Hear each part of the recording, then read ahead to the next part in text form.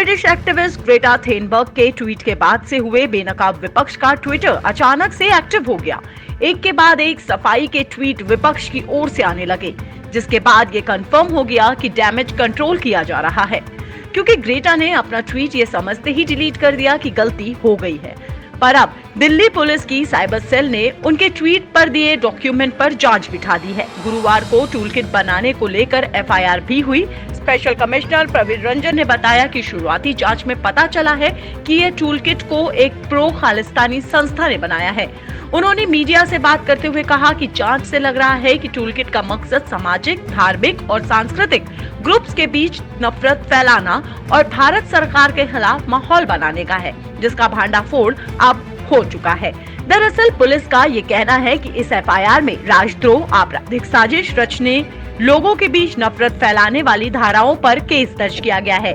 जांच के बाद पता चलेगा कि आरोपी कौन है, क्योंकि पुलिस को शक है कि दस्तावेज के मेन हिस्सों को मिटा दिया गया है या फिर एडिट कर दिया गया है। इसलिए दिल्ली पुलिस गूगल को नोटिस भेजकर असली दस्तावेज हासिल करने की मांग करेगी।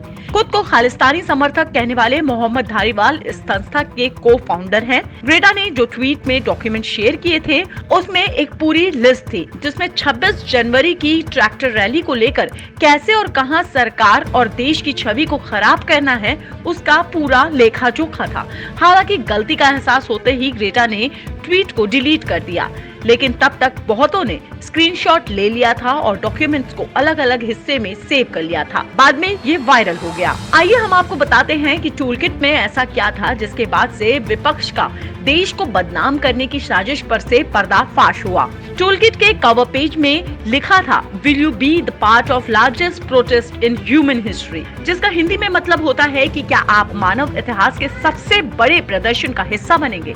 कुछ हैशटैग का भी प्रयोग किया गया, जिसमें हैशटैग आस्क इंडिया व्हाई और global farmer strike first wave जैसी टैगलाइन थी। ग्रेटा से गलती से शेयर किए ये सारे कागजात इस तस्वीर को साफ करते हैं कि कैसे रिहाना, मिया, ग्रेटा जैसी विदेशी लोगों को ट्वीट भारत को बदनाम करने के लिए साजिश का हिस्सा है। भारत और विदेश के प्रमुख हस्तियों द्वारा बयान और ट्वीट्स को प्लान्ड और पहले से ही स्क्रिप्टेड अभियान के हिस्से के रूप में देखा जा रहा है। वैसे ये वो चेहरे हैं जिन्हें न कभी भारत से कोई मतलब रहा और न ही खेती किसानी से।